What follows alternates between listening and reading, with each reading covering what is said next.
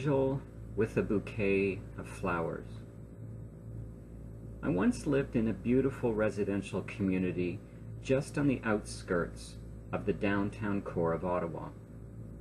The neighborhood was dominated by century-old homes with front porches and architecture that was imbued with character. Many of the homes, including ours, had small flower garden plots in the front. The neighborhood was also home to an eclectic potpourri of residents, including a transient community of drug addicts. One day in late August, I was in the kitchen making my lunch, and the doorbell rang. The front door to the house had a large window in it, so I could see who was standing on the front porch. As I approached the door, I could see there was a woman at the door, a woman I had not seen before. She looked bedraggled and was carrying a straggly clump of flowers. Before I got to the door, my egoic mind started to kick in. Oh, who is this?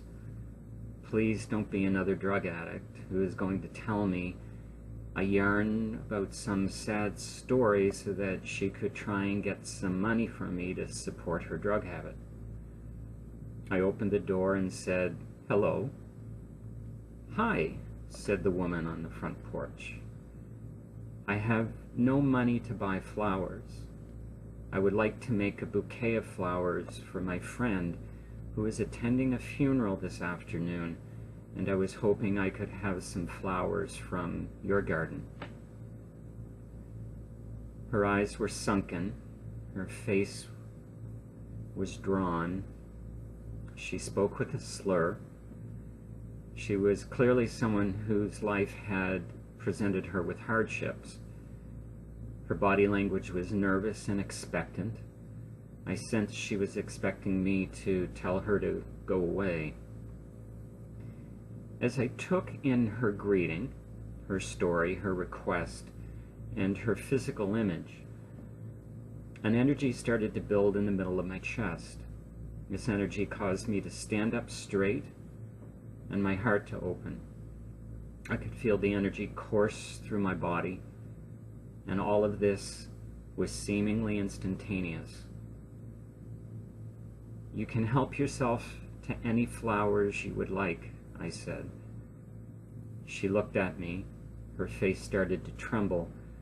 Her knees buckled and she collapsed to the front porch, sobbing. I knelt down, put my hand on her shoulder and said, "Wait here. I'm going to get some scissors so we can cut some flowers together." I raced to the kitchen, grabbed some silk scissors, and bolted back to the front door. On my way to the front door, I grabbed a fresh bouquet of flowers sitting in a vase by the front door. My partner and I had always kept a fresh bouquet of flowers on that table by the front door. I walked out onto the front porch with the bouquet of flowers. "Here, these will help us get started. Now, let's go into the garden and cut some flowers for your bouquet." Our guest had picked herself up off the porch floor and was drying her tears. We walked down into the garden and I asked her to select some flowers she thought would be nice for her bouquet. We had echinacea, black-eyed Susies, lavender, lilies, daisies, and a medley of other flowers to choose from. As we were cutting flowers for her bouquet, I asked her who had died. She explained a friend who was a heroin addict, quote, "did not make it." She shared that she too was a heroin addict, but that her recovery was going well. She went on to share that she was making the bouquet of flowers for her friend who was going to the funeral in a couple of hours. The family of the deceased would only allow immediate family to attend, and that while her friend was not immediate family, she was planning to attend the funeral anyway because she had been by the bedside of the deceased for the last 2 weeks of his life, while his immediate family had disowned him. We spent about 10 minutes cutting flowers, and she shared some of her life story with me. I was taken by her gut-wrenching honesty and candidness.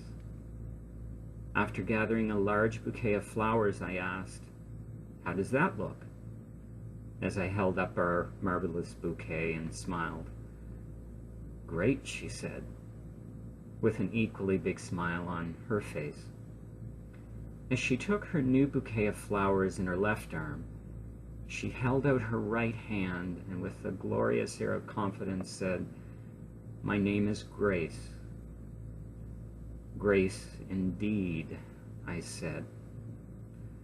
I asked her if I could give her a hug. She teared up and embraced me. We held on to each other for a good 10 to 15 seconds, but it felt much longer. "Off you go," I said, smiling. "Your friend has a funeral to get to." "Thanks," said Grace.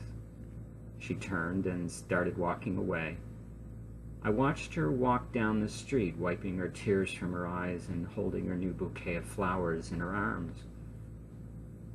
When Grace rounded the corner at the end of the block, I walked back up the front steps. When I reached the top of the steps, I noticed a couple of flowers Grace had left behind from her original bouquet. They must have fallen to the porch deck when she collapsed in tears. My initial thought was, I must run after Grace to give her these flowers. And then I thought, no, I think I'll leave them here to remind me of the angel that just dropped by to pay me a visit. Many of our faith traditions teach us that in giving we receive. Equally, what we want to possess, we must give away. Both these concepts may seem like paradoxes at best and contradictory at worst. Yet on this day, Grace was a divine teacher who gave me far more than I could ever hope to have given her with a bouquet of flowers. Grace's spirit remains with me to this day.